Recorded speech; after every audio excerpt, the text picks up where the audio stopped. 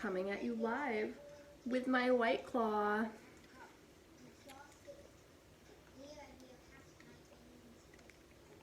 It's currently like after 2, and I was just awake thinking about a traumatizing experience in which a toxic person ruined my life for like 2 years, and it's getting to this it's getting to a point where like I'm seeing it affect like all my friends. Like it became evident to me that like most of my friends have been like involved with the toxic person or are involved with the toxic person. And I just wanted to shed my light on the subject and like what I know about it. And I need to slow down.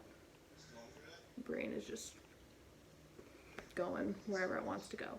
I wrote down like a little list here, and you know, this is like beside the obvious things that are toxic, like physical abuse and addiction and like stuff that is very evidently toxic. These are some more subtle signs that a lot of people will try to justify when they are involved with a person who does any of these things, but in my opinion they are like red flags that that person is toxic. So let's get right into it, shall we? So the first one I put down is they don't make plans in advance. Like they don't like to commit to a plan. You know, it's kind of always like with them, it's always a spur of the moment kind of thing. Like you can't say, hey, do you want to go see a movie on Monday in 3 days? Like they're either not going to respond or come up with like a half-assed response as to why they can't commit to that plan. So that would be number 1, I would say, because that was one of the first things that like usually when you get with a toxic person, everything seems great at first, and then there's like one thing that kind of like rubs you the wrong way. And like for me, that was the first thing that I started to notice, is like, why don't you want to make plans in advance? Like, what are you afraid of, my dude? Next I put they avoid meeting friends and family, and they avoid you meeting their friends and family. So like a lot of the time it's a lot of one-on-one hanging out.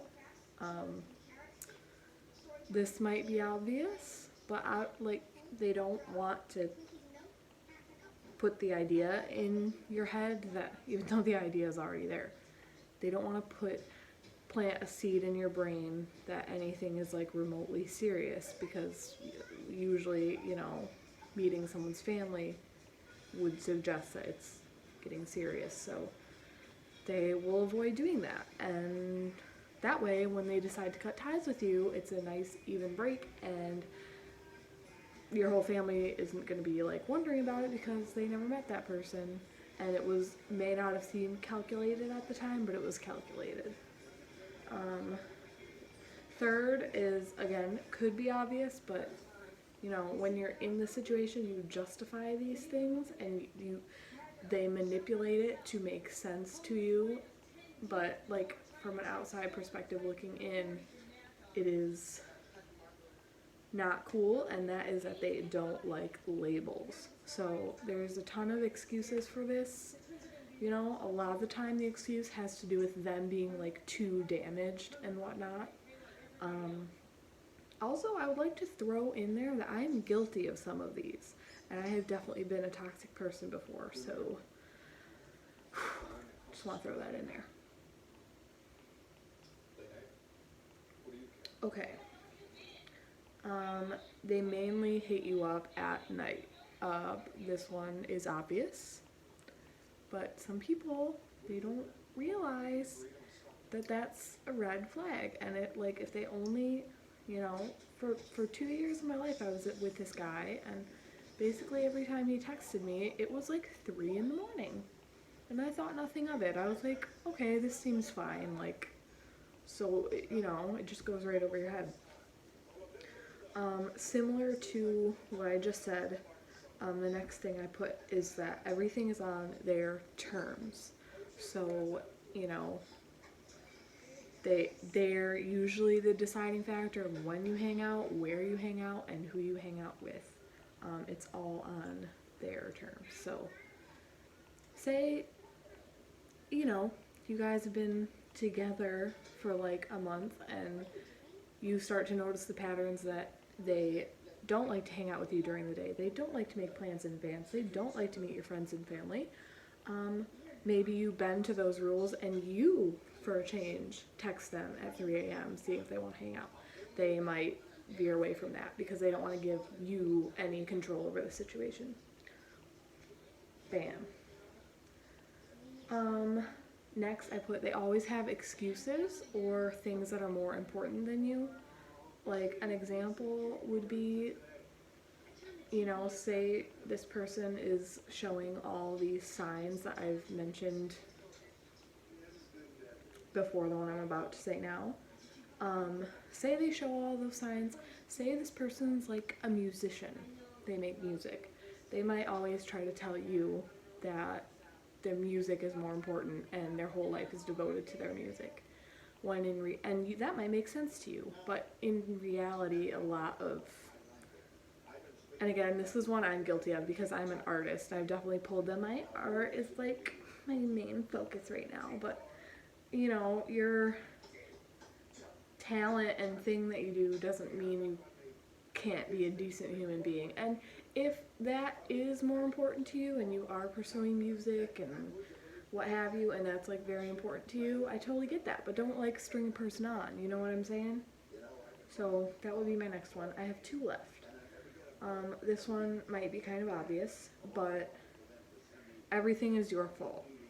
So, when you start noticing all these other things that are going on, and you confront them about it, they throw it back to the I don't like labels, so you're not allowed to be upset. Like, you knew this, like, you knew going in, so like everything is always your fault. And then last but not least, probably the most obvious one that a lot of people will justify and so on and so forth, they talk to other people. So I know it sounds really obvious, but I've seen so many of my friends be like, yeah, well, they're, like, they definitely are involved with other people, and like that's fine, that's totally fine, but it just depends on the circumstances, because what if it's been going on for months and like you kind of thought it was exclusive, and then you're in a situation that I was in where I went over to his house and this was like several months into the whole thing, and I hadn't been there for like several nights, and I saw a makeup wipe in his garbage, like,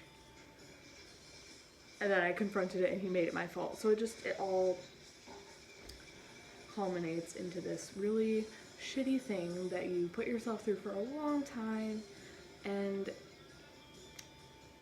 you just think that you can help people and fix them and that they will change for you, and sometimes by the time you realize that all these signs are a toxic person that you're dealing with, you are a year in and you spent a year of your life just